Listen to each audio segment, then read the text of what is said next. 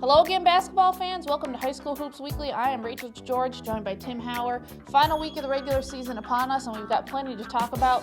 We'll jump right in. A story of note, we had it on the blog yesterday, but I think we have some footage for you, and definitely worth seeing. Coastal Christian on Friday against Bethel Christian, down 14 with 1:58 left in the game, 61-47.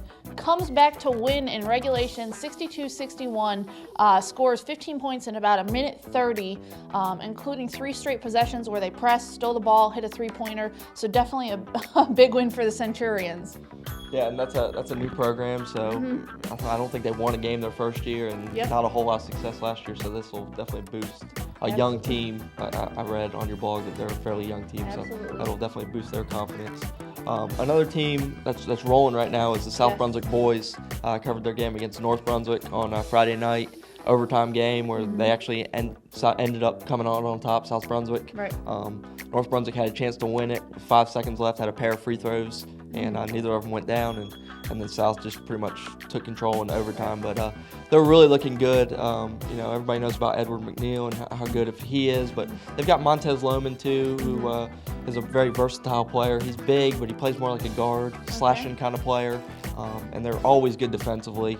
So they've now won 4 in a row, and before that they lost a 4-point game to West Bladen, who we know is really good. So South Brunswick peaking at the right time. Absolutely, and I talked to Coach Travis Lemansky. You know, they were in the hunt for the Waccamaw title and are now probably out of it after that loss. And he said, South Brunswick, what they do is they'll play you real close, and as long as they're there at the end, they have the guys who can make the shots, and kind of that was the difference. North Brunswick doesn't really have anybody they've asked to do that, so definitely, good week, good couple weeks for the Cougars.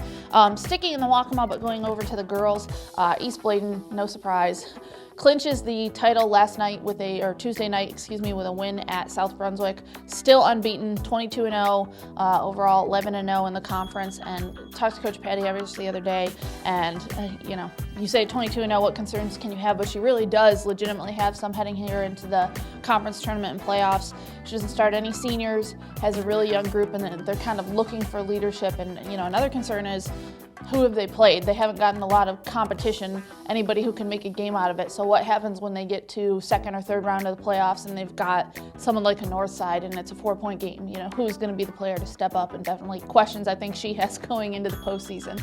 Yeah, and from talking to her just over the past couple years too, guard play for them too.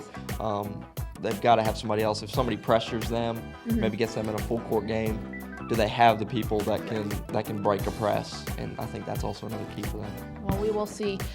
They are we've got six different teams in the hunt for conference titles, and 3 of them have locked them up. East Bladen with a win on Tuesday, New Hanover boys and Ashley girls had already claimed them at Eastern. So those 3 conferences are locked up. Wallace Rose Hill boys lose on Tuesday night, so if Pender wins on Wednesday, or beats Wallace the second time around, we don't know if that game will be moved. If Pender wins, it's theirs outright. Not mathematically eliminated, but things looking better for the Patriots. Patriot girls also in the hunt for the Tri-County girls title, right up there with Union. And then Waccamaw boys, looks like it's going to be West Bladen. Mathematically, it's still possible that North Brunswick could share it, but looks like it's going to be the Knights.